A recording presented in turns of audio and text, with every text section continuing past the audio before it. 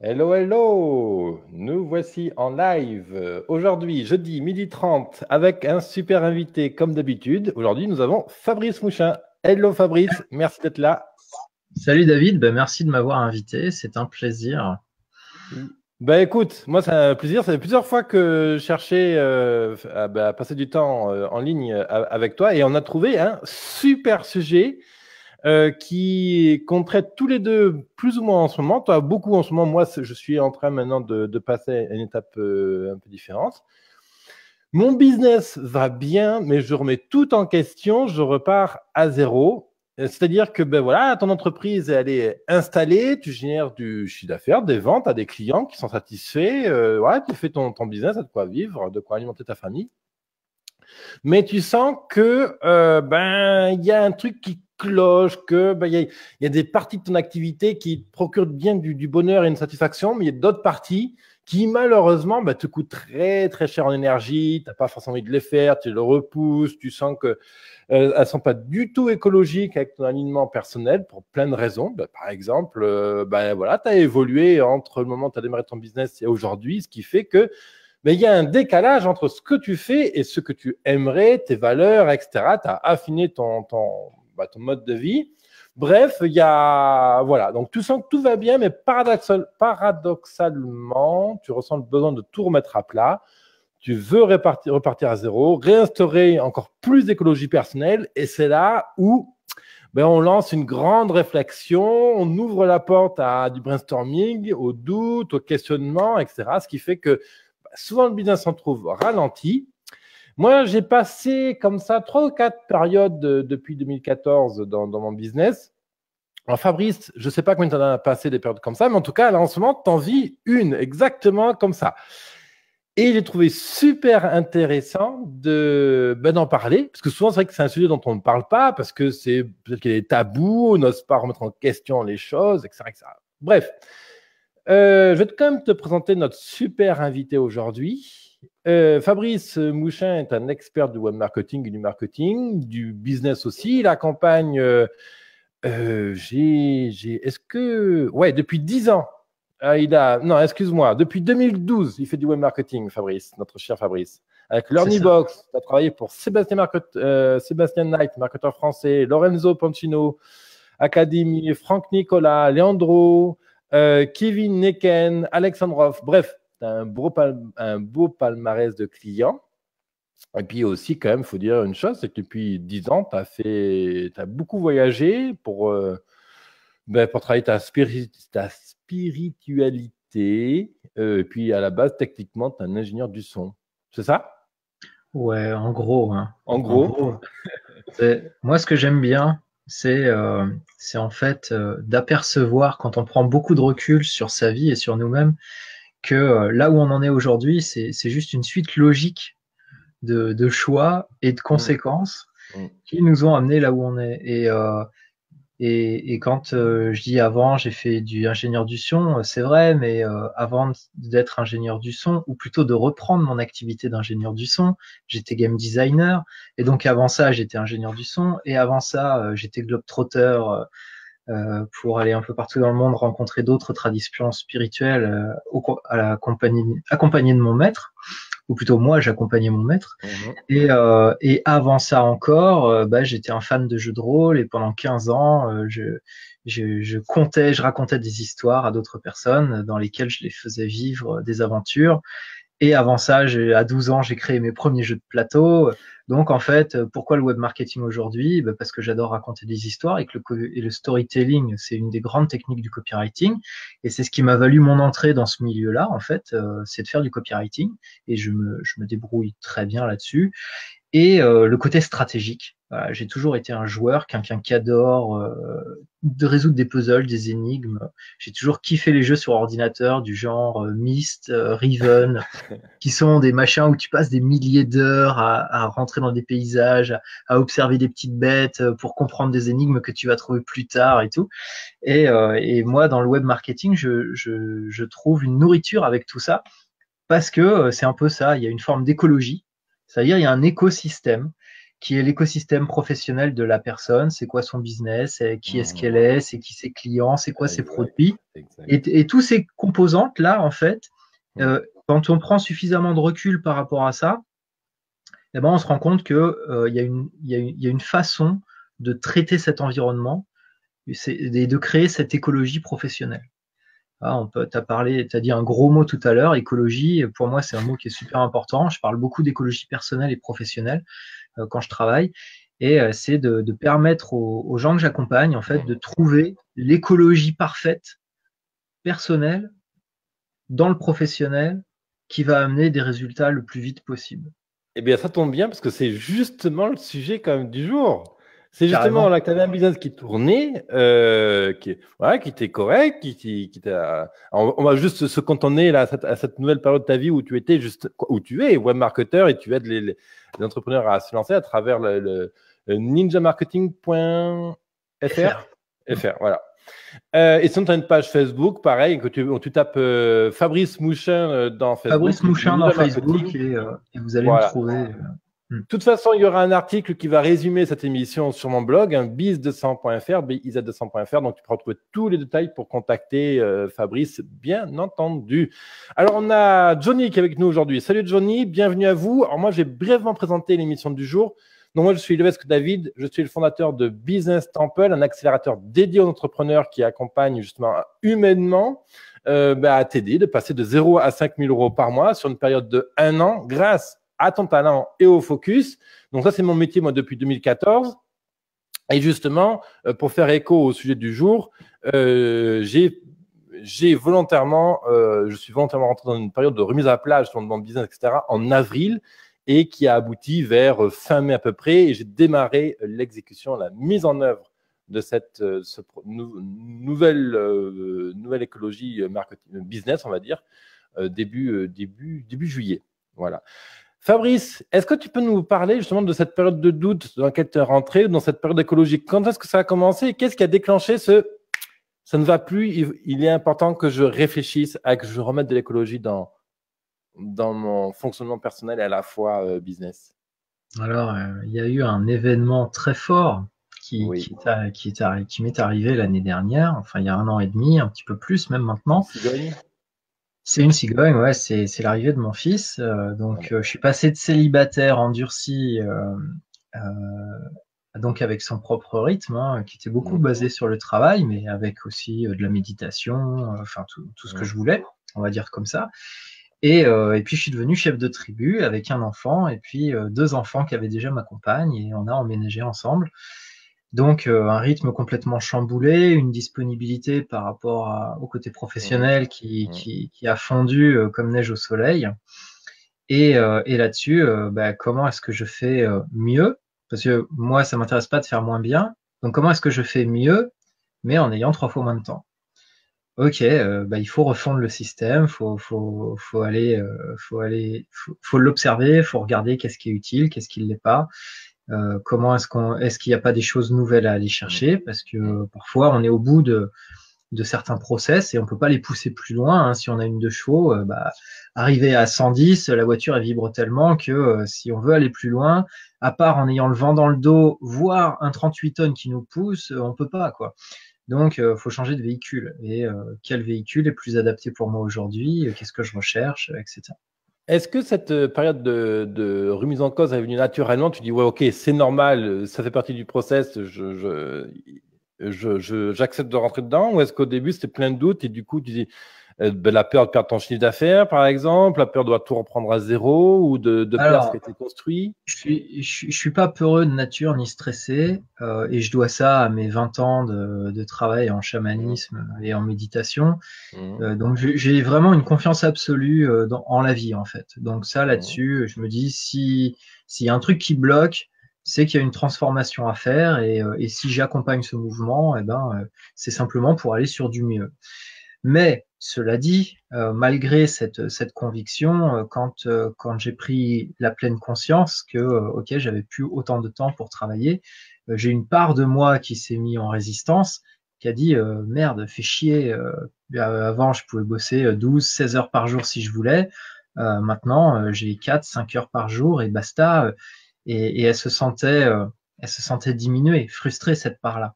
Et il y en a une autre qui est consciente d'être papa, d'être chef de tribu et qui se dit ok, maintenant c'est le nouveau rythme, c'est normal.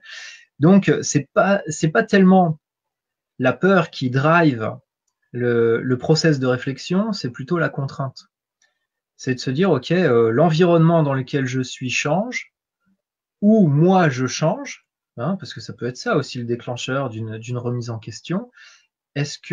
Comment est-ce que je fais pour que l'environnement professionnel, eh bien, s'adapte à ma nouvelle écologie? Parce que si la grenouille, je sais pas, devient un poisson rouge, eh ben, elle peut plus vivre dans le même environnement. Le poisson, il peut vivre que dans l'eau. La grenouille, elle peut faire dans l'eau sur Terre, mais c'est pas possible. Et inversement, si on était poisson et qu'on devient libellule, bon bah ok, il faut changer parce que sinon on se noie.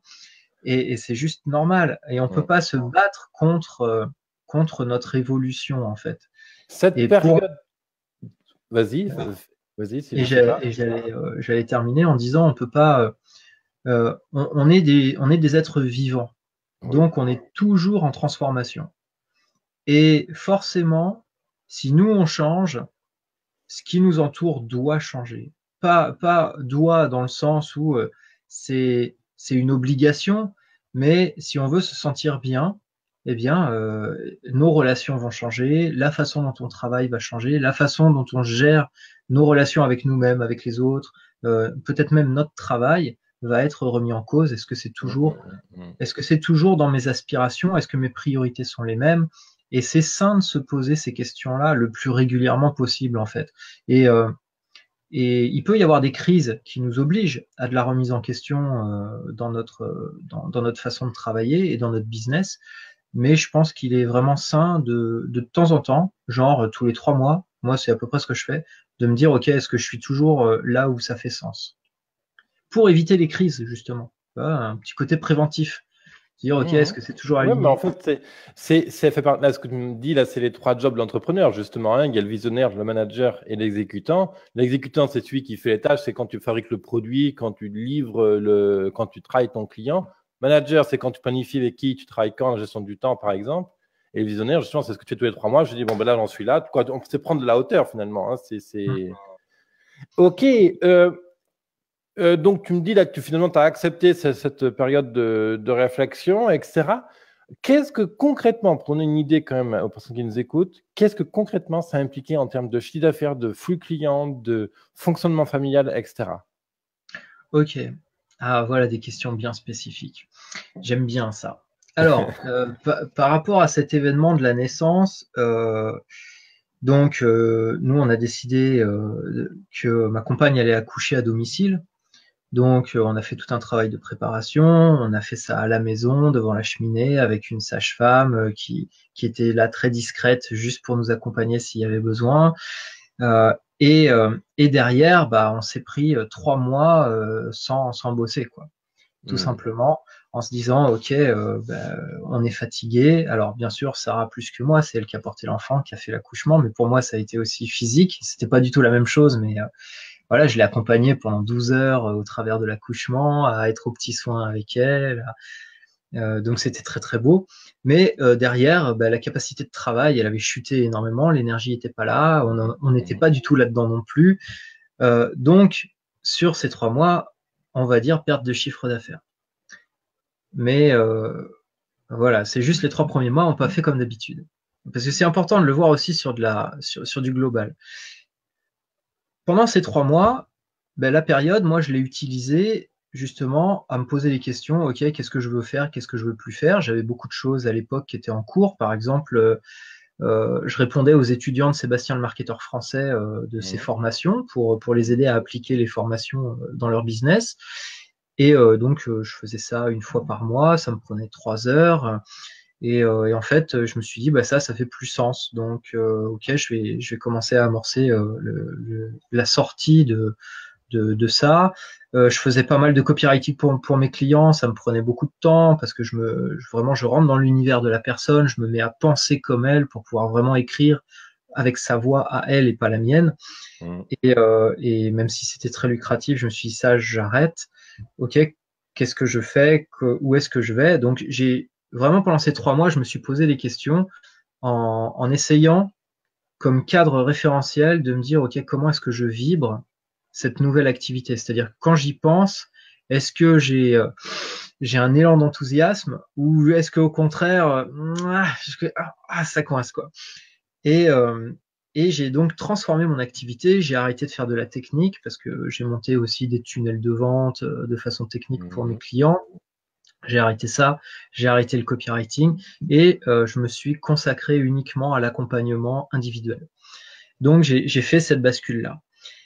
Et comme je savais pas où est-ce que ça allait m'emmener par rapport à mon chiffre d'affaires, eh bien j'ai juste dit à l'univers, ben voilà, moi j'ai confiance en la vie, donc je sais que le chemin pour que ce soit encore mieux va se mettre en place. Je fais confiance, j'ouvre la porte, et là je sais que mon job, une fois que j'ai fait cette demande, que j'ai verbalisé cette demande, c'est de garder les écoutilles ouvertes au maximum pour capter le moindre frémissement dans l'environnement qui puisse me donner une piste à suivre. Et j'ai suivi les pistes qui m'ont été proposées, et là j'ai décroché 2-3 gros clients. Et au final, malgré ces 3 mois de carence, ben, j'ai multiplié par 4 mon chiffre d'affaires sur cette année-là.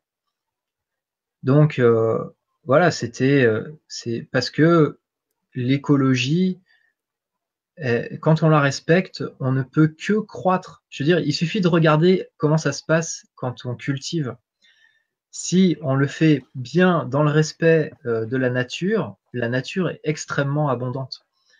Et donc, d'être un maximum en phase avec nos aspirations et avec nos valeurs, eh ben, nous met dans une prédisposition magnétique. C'est-à-dire qu'on commence à attirer vraiment les bonnes personnes avec qui ça va matcher. Et ça va pas juste être des clients, ça va être des fans. Et donc, ils vont nous recommander. Et c'est comme mettre le feu aux poudres. Oui, ça, c'est très, très bien dit. Et du coup, là, on est dans un vrai 80-20 du coup, c'est 3, 4 de chiffre d'affaires, mais est-ce que c'est x10 au niveau temps, par exemple, si je prends le critère temps? Non, parce que je suis parti avec une contrainte où je divisais par 3 mon temps. Ok. Ouais, donc on est quand même près dans un 80 quand même, par rapport à avant où tu faisais 100 de travail pour 100 de chiffre d'affaires. Et là, si j'ai bien suivi, tu fais entre 20 et 40 de chiffre d'affaires pour 400. C'est ça, ouais. Donc on est quand même sur un bon. Mais c'est pas suffisant, tu vois. C'est au niveau du 80-20, je suis encore là parce que je te dis tout très régulièrement. Moi, je remets en question le truc. Et là, j'observe et je me dis, ok, il y a encore plein de trucs sur lesquels je peux élaguer, je peux améliorer, je peux être encore plus en phase avec ce que je veux. Et pour moi, c'est une évolution constante dans mon business. Ouais. Ce que je vois quand même ici, moi, remise en question, si je dois résumer les points que j'ai entendus jusqu'à présent, c'est tous les 3 mois, tu as un process sur lequel tu acceptes papier crayon, je suppose, une map, quelque chose comme ça, assez. Je suppose que vous êtes connecté plutôt. Tu dois faire ça sans ordi, tranquille, avec un horizon face à toi, papier crayon, je suppose. Un process comme ça assez simple. Alors le process est très simple. Mais il n'y a pas de crayon, il n'y a pas de papier, il n'y a pas d'ordinateur, il n'y a rien. Je me mets en méditation, en fait. Okay. Je me mets en méditation et je mets juste l'intention de dire, OK, j'ai envie que ça mûrisse. Okay. Et tous les 3 mois. Est-ce que tu formules une question spécifique pour enclencher ton inconscient? Alors, une formulation spécifique, un peu rituelique, non. Mais cette intention, elle est claire. C'est-à-dire que je la positionne clairement dans le moment, peut-être tout simplement intérieurement en la formulant. Ok, je sens qu'il y a un truc qui est plus en phase dans mon boulot. C'est quoi la bonne direction? Et là, après, je lâche, je mets surtout pas la tête dans le process. Parce que pour moi, ça me réussit pas et j'essaye plutôt de me laisser inspirer pour sortir de mon cadre et de ma zone de confort. Parce que c'est en dehors de ce que je fais aujourd'hui. ce qui va être bien. Oui, bien sûr. Donc, C'est forcément quelque chose de nouveau, inconnu. Mais qu'est-ce que je voulais dire? Oui, en fait, pour moi, un process, ça veut dire juste que tu sais que tu prends 2 heures là, avec ton tapis, tu vas dehors dans ta ville. Une chose à préciser, c'est que Fabrice habite vers Uzès, un super beau coin, donc avec de la nature, etc., qui est juste excellente. Et en plus, il me semble que tu as une maison juste géniale en plus, quoi. Moi, je t'ai jamais visité encore chez toi, mais il me semble que c'est une maison écologique ou un truc comme ça, avec du bois. Donc, ouais. le cadre doit être juste génial. Donc, je résume quand même pour les personnes qui nous écoutent. Tous les 3 mois, tu t'autorises à te poser la question, qu'est-ce qui ne va pas aujourd'hui? Comment je peux... qu'est-ce qui va être intéressant d'ajouter ou d'enlever, de transformer dans mon business? Ensuite, tu te mets dans une phase d'écoute de tout ce qui se passe pour percevoir les choses et capter, sentir ce qui doit être transformé, on va dire ça comme ça. Parce qu'après, le vocabulaire, on peut aller loin, je pense. Ensuite, si je résume, tu me dis tous les 3 mois, écoute, et puis une confiance totale dans la vie de ce qui va se passer, en fait. Hein, est-ce que tu vois un autre élément de résumé? Peut-être, je ne sais pas. Non, c'est bien, c'est bien. Ok. Après, le process, il vas-y. peut être encore plus intégré. C'est-à-dire que j'ai dit tous les 3 mois pour donner un ordre d'idée. Voilà. Parce que, en fait, le déclencheur pour moi, à me poser des questions, c'est quand je suis en train de travailler et que je suis pas bien. Que le truc, il me gave. Que là, il y a un truc. Excuse-moi. Qu'il y a un truc qui me gave. Alors, moi, ce qui m'intéresserait ici, souvent les gens, tu sais, ils pensent que tout va bien, mais par carence d'écoute, en fait. Tu vois ce que je veux dire? Est-ce que tu peux nous donner des exemples de sensations qui illustrent, chez toi, bien sûr, spécifiquement, hein, ça, c'est pas généralisé, mais chez toi, quelque chose qui montre que ça va pas, en fait? Alors, j'esquive la tâche. Ok. Là, je dois écrire un mail, par exemple, pour relancer un client, par exemple. Et j'arrive devant l'ordi, c'est la tâche que je me suis donnée à faire tout de suite. Et plutôt, je vais sur Facebook ou je vais regarder mes mails et je le fais pas. Et là, je me dis, attends, t'es en train d'esquiver le machin. Donc, c'est qu'il y a un truc qui te plaît pas. Alors après, il faut détecter qu'est-ce qui nous plaît pas dans le machin. Ça peut être la relation qu'on a avec le client, auquel cas, la question, c'est est-ce qu'on travaille avec les bons clients?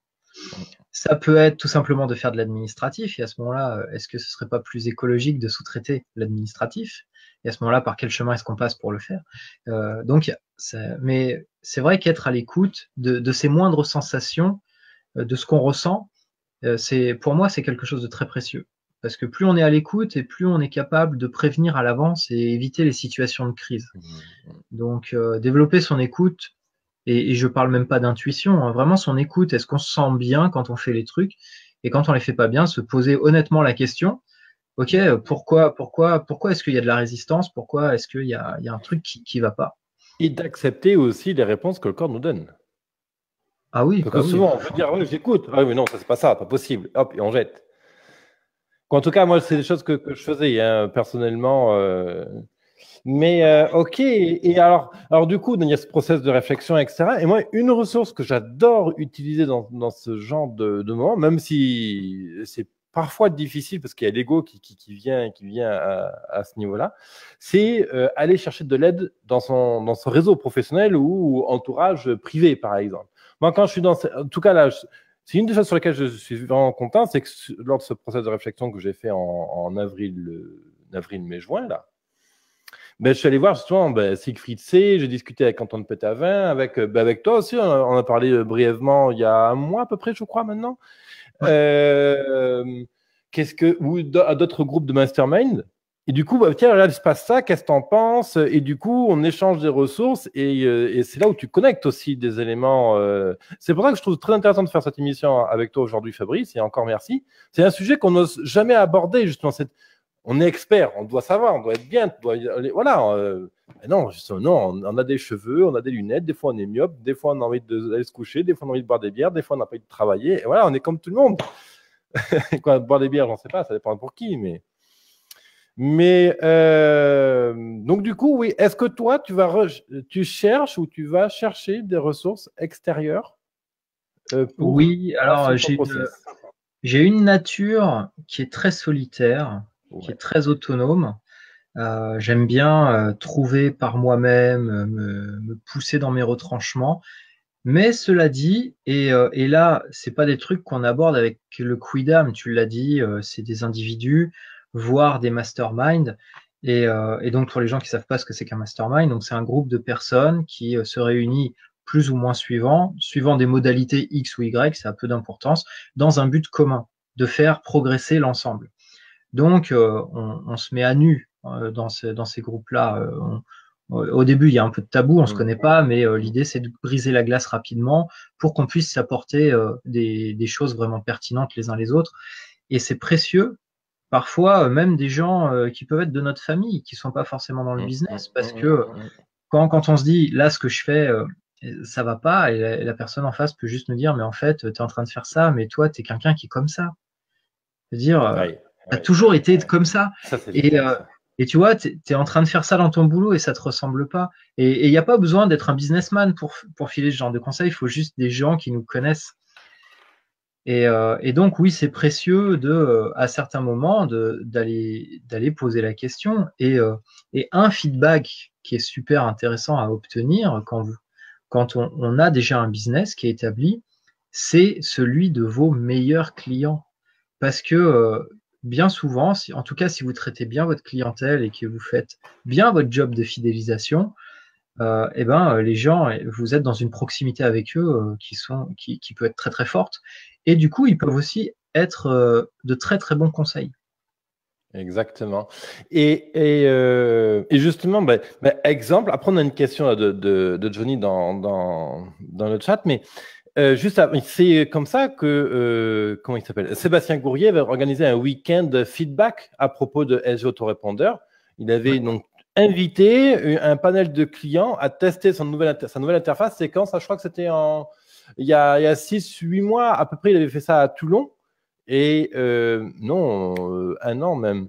C'était lorsqu'il sortait sa nouvelle interface. Voilà. Donc, du coup, il a invité les clients et il a fait utiliser sa nouvelle interface à ses clients pour collecter en direct des lives, etc. Et le week-end était complètement payé. Quoi. Les clients n'avaient rien à régler. Quoi. C'était vraiment un échange de bons procédés. On a Johnny qui nous demande comment être sûr que l'idée qui sort de notre esprit va être la meilleure et qui va nous donner confiance? Alors déjà, il y a deux questions en une, selon moi. Mais qu'est-ce que tu en penses, Fabrice? Alors, c'est une super bonne question. Et ma réponse, elle n'engage que moi, mais ma réponse, c'est pour être sûr que l'idée que tu as dans la tête est la meilleure, il faut que tu la mettes en application. Voilà. Parce que si vous gardez tout au niveau théorique et conceptuel, vous savez absolument pas ce que ça va donner sur le terrain. Et c'est pareil dans le marketing. Je veux dire, on peut vous vendre n'importe quelle stratégie, n'importe quelle tactique pour faire progresser vos ventes. Tant que vous la mettez pas en application pour voir si elle est vraiment en accord avec votre écologie, vos valeurs, votre façon de fonctionner et tout, et est-ce qu'elle va vous ouvrir des horizons, vous saurez pas. Et c'est pour ça que c'est important d'être à l'écoute, mais c'est important aussi de faire un pas. Yes, Et exactement. moi, dans ma philosophie, tu fais un pas et la vie en fait 9. Mais toi, d'abord, tu dois faire un pas. Sinon, la vie, elle bouge pas son Enclenché. cul. On doit être dans l'action. On doit pas être que dans l'action. Je pense qu'on doit être beaucoup dans le ressenti en permanence. Hein. Dans le taoïsme, on parle de l'action dans la non-action. Et je suis un grand fan de ce genre de choses. On doit agir et être à l'écoute de comment est-ce que ça réagit en face. Ouais.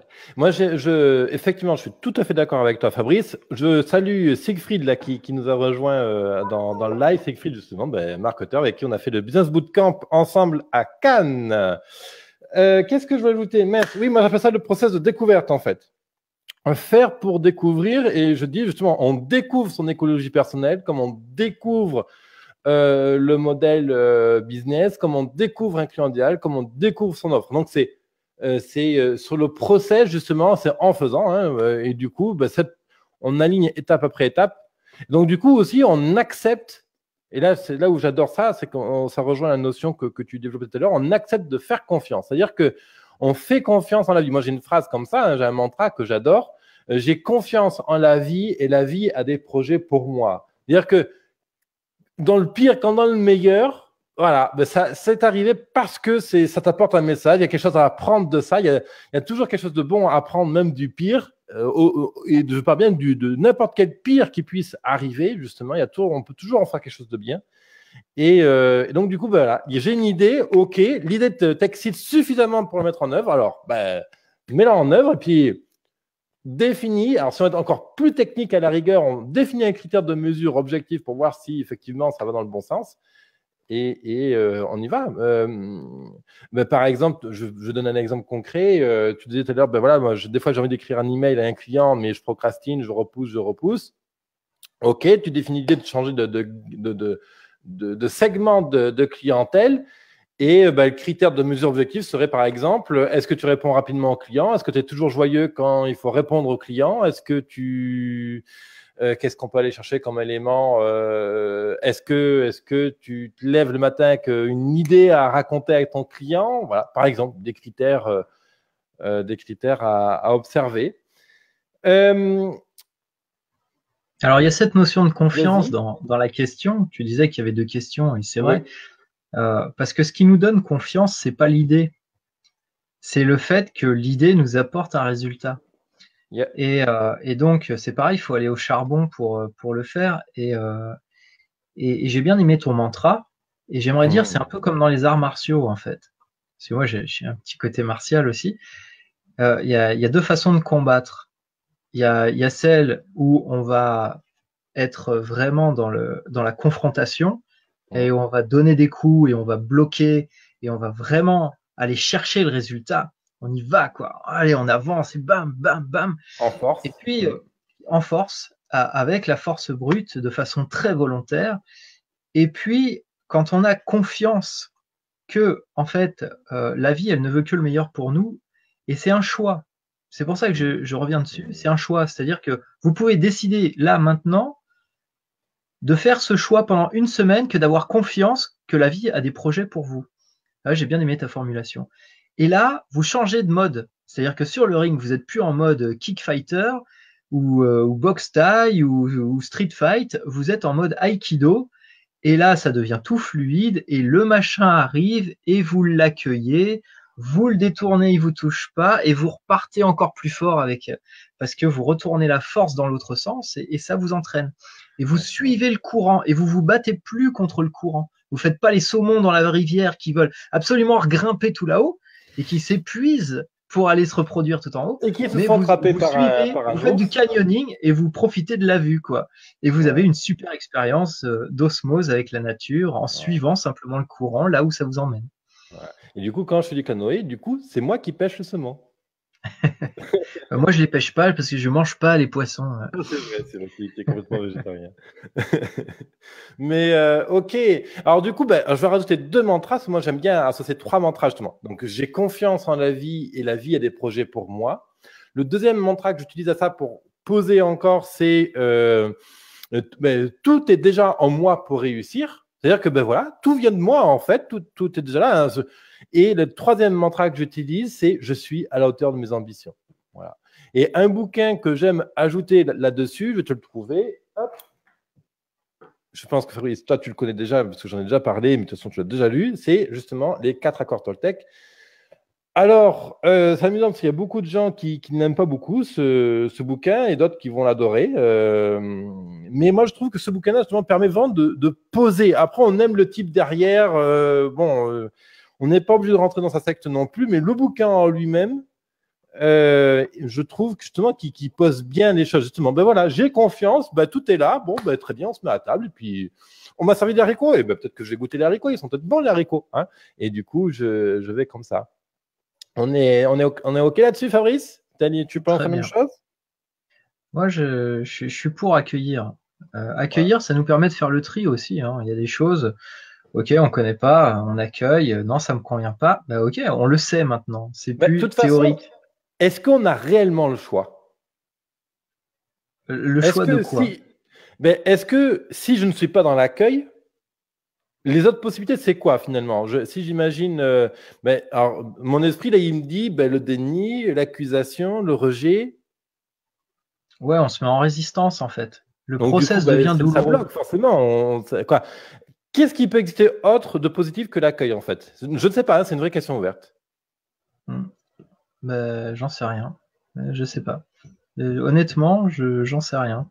Je pense que plus on apprend à accueillir et à accepter les choses qui nous viennent, et c'est pas une fatalité, tu vois, parce qu'il y a plein de degrés de subtilité.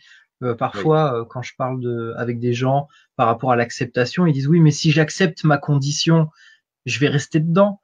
Mais non, si tu acceptes ta condition, tu acceptes non pas l'état dans lequel tu es, parce que tu as le droit à aspirer à autre chose. Par contre, tu acceptes que c'est là où tu en es pour apprendre quelque chose afin de pouvoir Ouais. grandir. Exactement. Ouais, t'inquiète, c'est la caméra qui s'amuse. Ok, et oui. Alors, en plus, moi, je dirais même plus, très cher, que on ne peut pas avancer tant qu'il n'y a pas eu d'acceptation, en fait. Ouais, ouais, ouais. Enfin, il va y avoir une évolution de la situation. Parce Parce que ça va que devenir de plus en plus difficile. Mais il peut pas y oui, mais avoir là, réellement de ça peut passage à devenir autre chose. difficile et on peut l'enterrer, quoi. Je veux dire, on peut mettre sous l'évier et en disant que ça ne ressortira pas, quoi. Mais en fait, pour moi, dans la notion, en fait, si tu veux, moi, c'est ce qu'on disait à Cannes d'ailleurs, c'est que je ne peux faire un vrai pas dans mon évolution que si j'accepte de lâcher quelque chose que j'ai aujourd'hui, en fait, de lâcher pour aller vers de l'avant. Ça, il y a plein de concepts là-dessus qui sont super intéressants en termes de psychologie et en termes de business. Et du coup, je ne peux lâcher que uniquement ce que je connais, en fait. Pour le connaître, il faut d'abord l'accepter. Parce que j'ai accepté, du coup, je peux accepter que je vais aller vers quelque chose d'autre aussi. Donc, du coup, pour moi, c'est un process, en fait. Mhm. Tu vois ce que je veux Ouais, dire? ouais, je suis d'accord avec ça. C'est comme quand tu médites, il y a aussi une acceptation que tu ne contrôles pas qu'est-ce qui va venir. Tout à fait. Et même au contraire, à rien chercher. En plus, bon, ça, c'est Et encore à une autre laisser étape. venir. Ça. C'est encore un lâcher prise. Mais voilà, en fait, oui, ben voilà, merci. En fait, oui, j'accepte pour lâcher prise ce qui se passe. Donc, comme je lâche prise, d'un point de vue métaphorique, je lâche. Si je lâche, j'ai les mains libres pour attraper autre chose. Ouais, surtout pour laisser partir. Ouais. Là, Quand on est les bouddhistes, enfin, il n'y a pas que, hein, on retrouve ça aussi dans le zen et tout. Ils ont une métaphore, c'est que on peut pas remplir une tasse de thé qui est déjà pleine. Eh oui. Donc, si on veut se remplir de quelque chose d'autre, un autre chiffre d'affaires que celui sur lequel on bute depuis 3 ans, si on veut d'autres clients, si on veut ne plus être célibataire, si on veut avoir des amis, si on veut sortir d'un milieu qui est plutôt toxique pour trouver un milieu qui est plutôt épanouissant, ok, mais faut lâcher aussi ce truc-là et accepter de laisser partir ce qui en nous retient ces choses. Exactement. On a ici Siegfried qui nous dit qu'en est-il de la notion ancien monde, nouveau monde? Alors, comment tu interprètes la question, toi? Alors, ce que j'entends derrière, alors tu peux préciser éventuellement, Siegfried, c'est De que cette période de grands changements, on va bien préciser, regarde. Qu'en est-il de la notion, je vais mettre affiché, qu'en est-il de la notion ancien monde, nouveau monde dans cette période de grands changements, voilà. Donc, en gros, comment on accepte cette nouvelle manière de fonctionner, je suppose, et comment on l'intègre à notre ouais, écologie personnelle, alors je suppose. ça fait probablement aussi écho à un ressenti que on est dans une période de transition au Oui. niveau social, au niveau, alors peut-être pas de l'humanité dans son ensemble, parce que je pense que ça On peut touche le dire, je surtout pense. Oui. les pays développés. On arrive au bout un peu d'un système, mais bon, combien d'années il va falloir avant qu'il y ait une transition qui se fasse? Moi, je m'inquiète absolument pas de ces trucs-là. Moi, je m'inquiète C'est juste pour la centrale nucléaire, c'est tout. je m'inquiète pas de ça parce que tout changement social et global, pour moi, ne peut commencer que par moi. Et je ne peux pas demander aux autres de changer.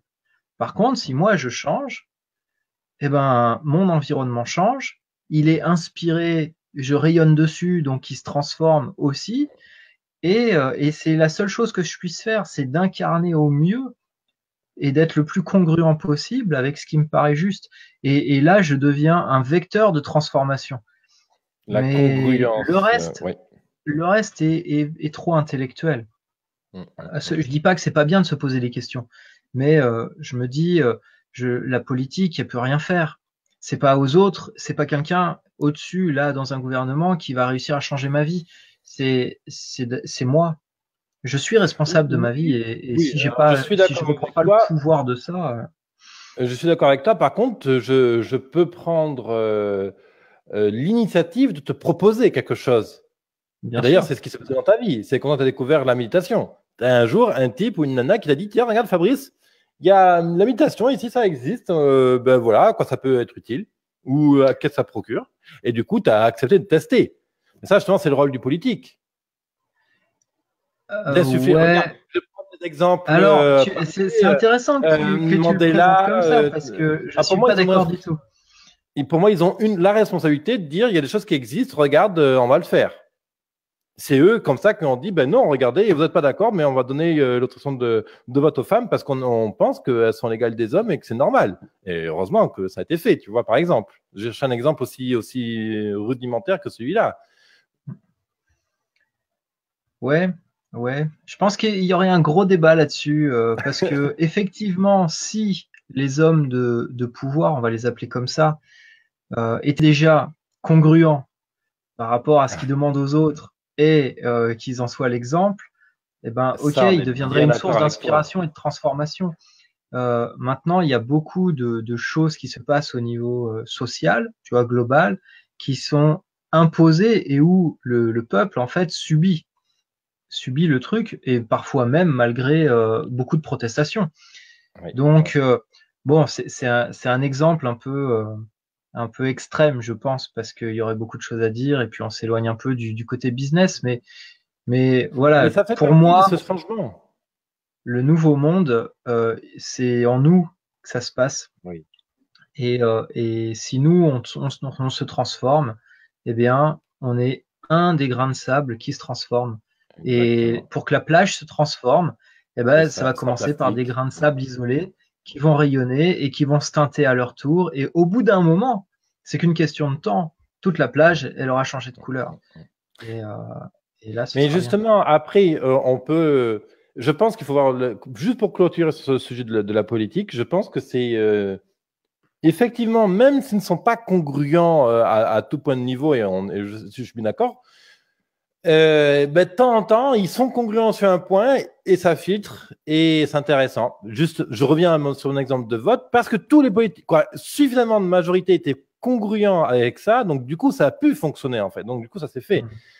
Mais c'est intéressant après, des fois, on est congruent dans l'autre sens, hein, genre Trump, quoi. Donc ça, c'est encore autre chose. Alors, peut-être pour étayer un peu et faire rejoindre nos deux points de vue, parce que je Vas-y, pense qu'en fait, ils sont pas du tout opposés, je pense pas non plus. c'est que à la base, enfin à la base, ça dépend des systèmes politiques, mais là, en tout cas, dans cette pseudo-démocratie dans laquelle nous vivons, euh, c'est un éveil des consciences qui, une fois qu'il a atteint un certain pic, un certain point, a permis une bascule, et hop, la fin de l'esclavagisme, hop, le droit de vote pour la femme, hop, l'égalité des sexes dans le travail, et on n'y est pas encore, mais ça fait son chemin, etc., etc.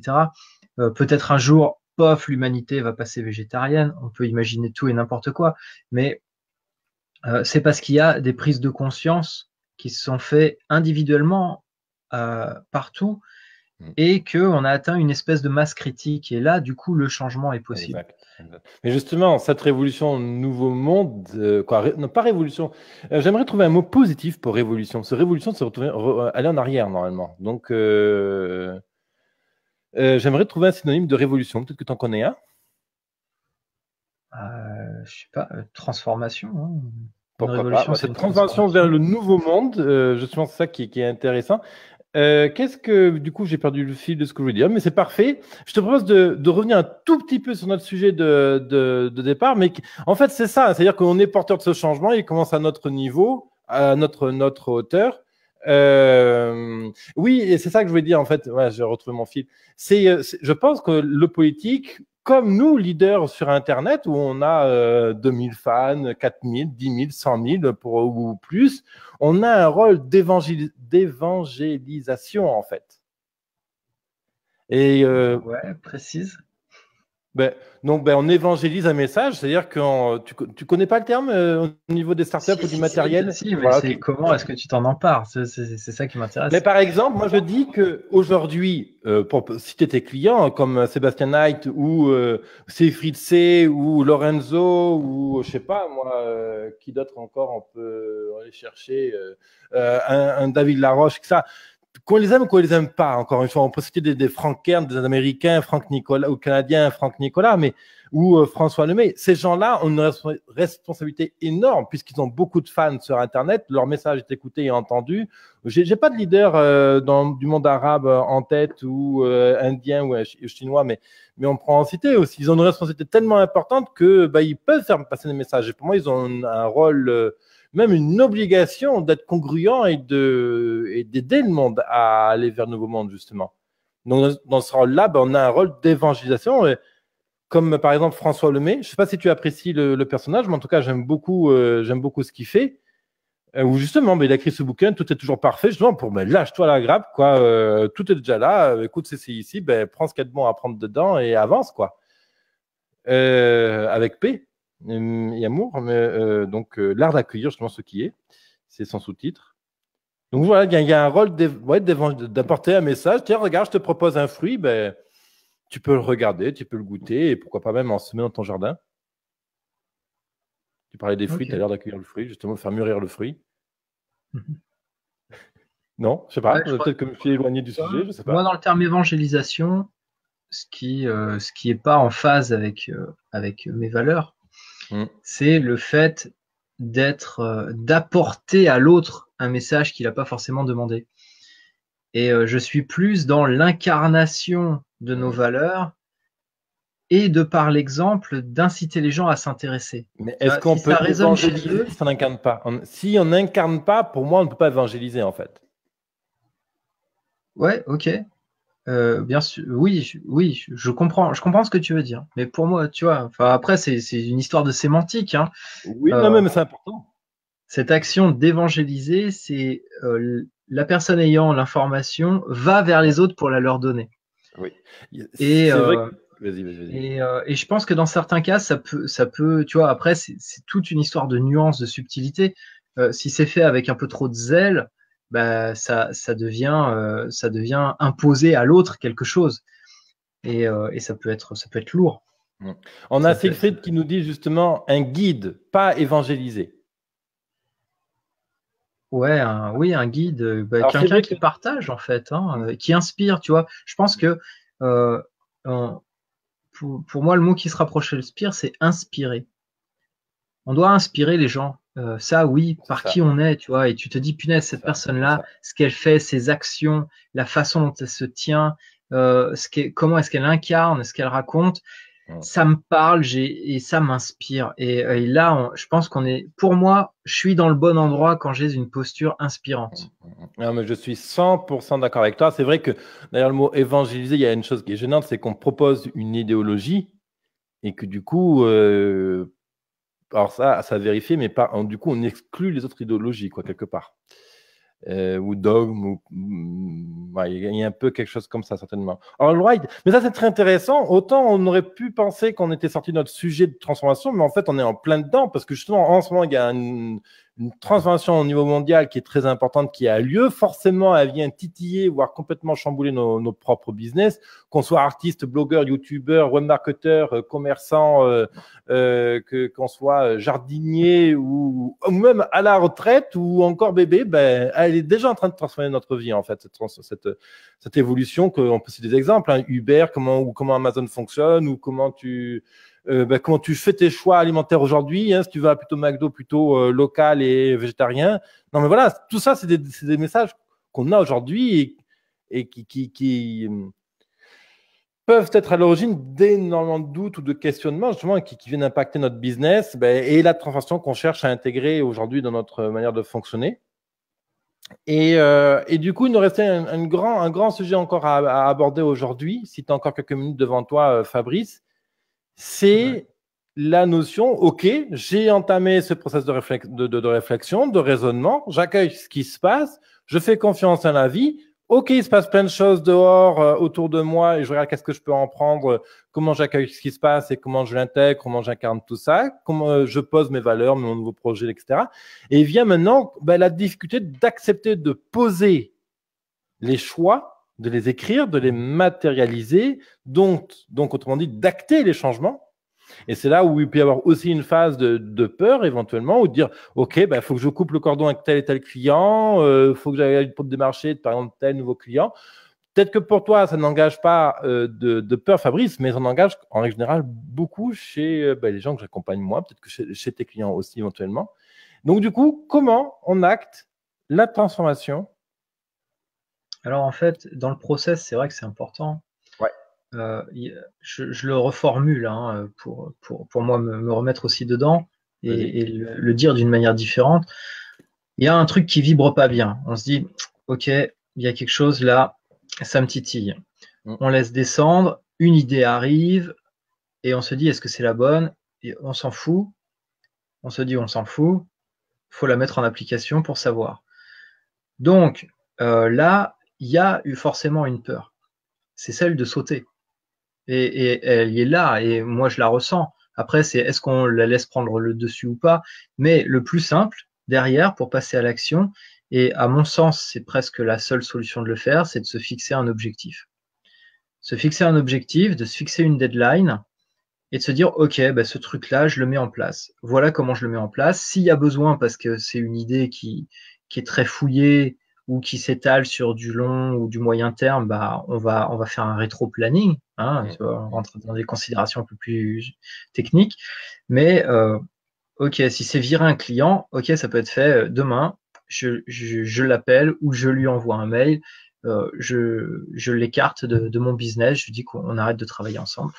Voilà, mais faut se mettre un objectif. Parce qu'en fait, si on se met pas d'objectif, on laisse la porte à la procrastination. Et le changement est toujours quelque chose de d'inconfortable. Exactement, c'est le terme exact que je cherchais, inconfortable. Donc, si on n'a pas envie d'être inconfortable, on le fait pas. Si on se met un objectif, qu'on met un truc clair, qu'on le pose, voire même qu'on le partage avec les gens qui nous connaissent, avec qui on a des relations régulières, ça peut être notre compagne, notre compagnon, ça peut être un partenaire de travail, ça peut être un intéressé, on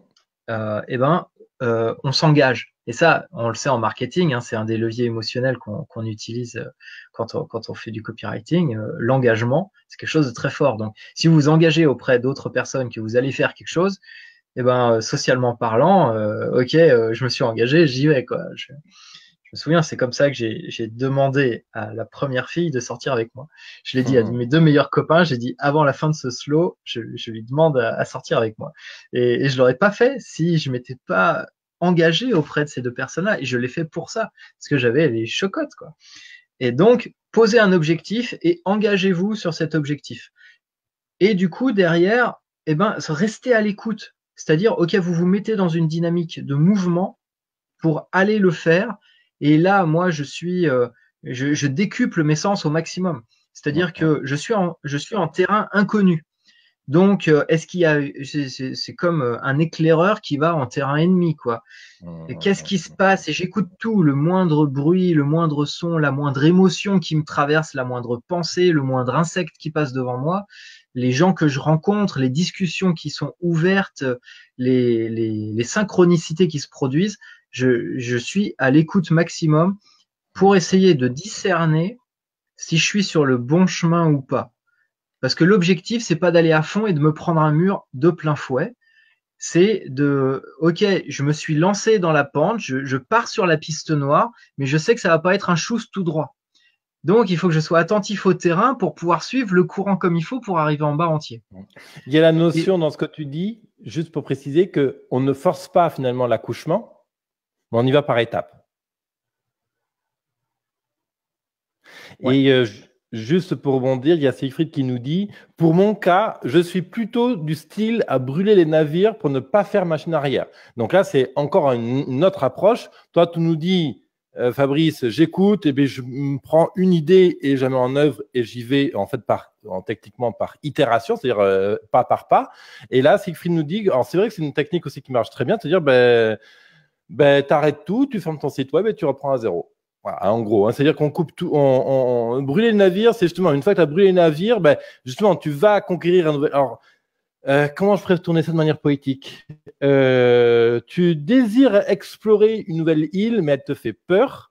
Et donc, tu vas en canoë, justement, tu es tout seul sur ton canoë, tu arrives sur la plage et tu brûles le canoë, et du coup, ça t'oblige à explorer cette nouvelle île parce que tu n'as pas de bateau pour revenir en arrière. Voilà, ça, c'est l'image que Siegfried nous propose. Ouais, après, encore une fois, chacun a son écologie propre, et c'est bien, tu vois, on a tous nos approches, et je pense que la méthode de Siegfried, dans certains cas, je vais l'appliquer. Si je prends, bien sûr, c'est pas parce que ça dépend tellement de choses. Si vous êtes dans une situation qui est insoutenable, vous n'en pouvez plus, c'est sûr que là, vous allez brûler les navires et vous allez passer à autre chose, parce que vous êtes dans un endroit où de toute façon ça vous convient tellement plus que c'est trop douloureux de rester là. Après, faut voir, il y a des choses, on implémente, on se cherche. Tu vois, par exemple, parce qu'on discutait un peu hors antenne avant de commencer, moi en ce moment je suis en train d'affiner la niche des gens avec qui je travaille. Et du coup, c'est un travail d'horloger pour moi. Donc, je peux pas dire je brûle tout et je pars là-dessus, parce que ça va pas comme ça que ça va pouvoir se faire pour moi.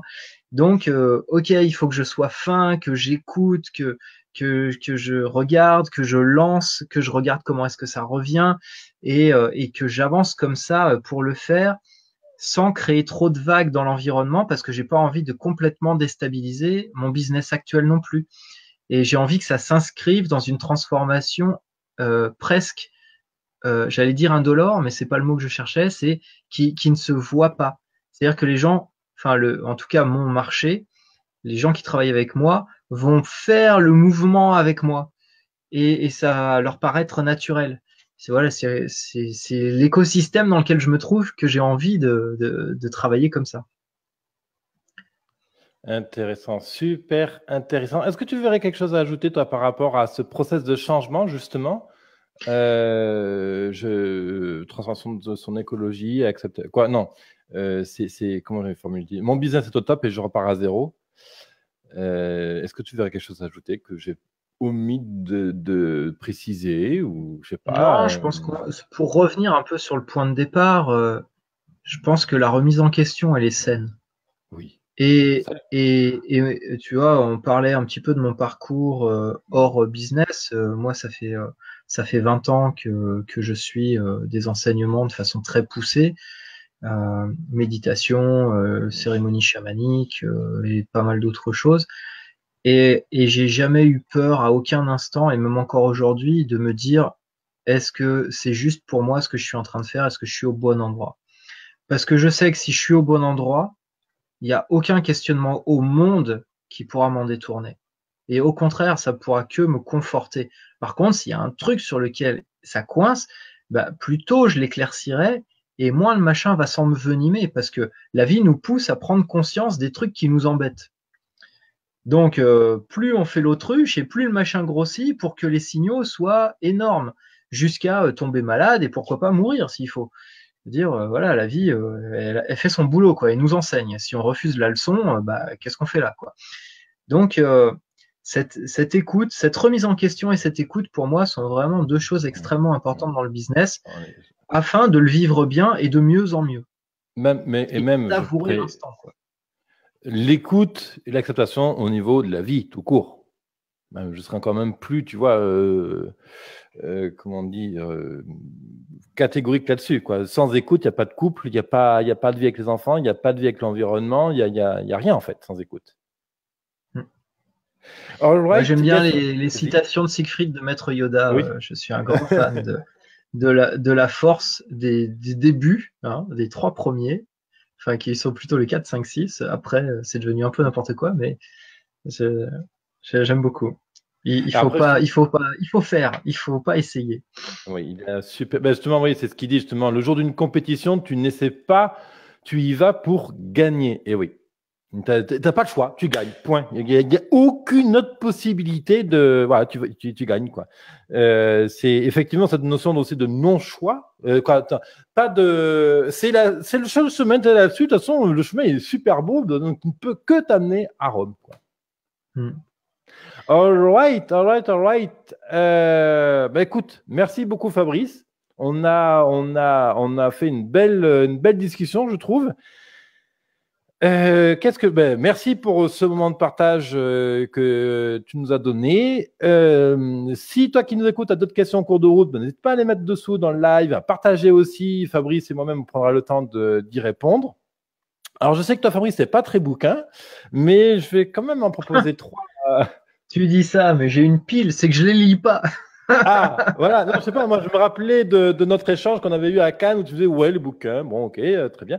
Alors, parce qu'en ce moment, je suis super excité. Je suis en train de lire celui-là là, de Vishen Lakhiani, The Code of the Extraordinary Mind, qui est un bouquin qui est très, très bien. Alors, en anglais, alors je vais pas en parler aujourd'hui parce que j'ai déjà fait une émission à ce sujet-là, mais aujourd'hui, en raccord avec le travail qu'on a fait ensemble, la discussion, etc., c'est les 4 accords Toltec. François Lemay, tout est toujours parfait. Alors ça, c'est un bouquin qui est juste génial. Il dit, tout est là, tout est déjà bien. En quelques mots, quand tu le lis, tu te lâches la grappe sur plein de trucs. Et un autre que j'ai pas lu complètement, mais que j'ai plutôt exploré, qui est Foutez-vous la paix. Voilà, donc la rubrique littéraire du moment. All right. Écoute, si tu veux aller plus loin dans la discussion, discuter avec moi ton business, comment tu peux faire le point, etc., je t'invite à faire un petit tour sur mon accélérateur Business Temple. J'y ai précisé mes engagements, comment je travaille, ma philosophie, comment j'accompagne aussi les entrepreneurs, etc. Et tu peux aller voir ça sur businesstemple.co/live. Et d'ailleurs, je te propose bien sûr un ensemble d'ateliers en ligne pour aller plus loin sur le sujet qu'on a travaillé aujourd'hui. businesstemple.co/live, tu as l'adresse qui s'affiche sur l'écran. Tu peux l'avoir en dessous, je suppose, plus tard dans la description. Voilà. Merci, Fabrice. Merci à toi de m'avoir permis d'intervenir là. Je suis ravi. Moi, j'adore les échanges. Je trouve ça très enrichissant. Ouais.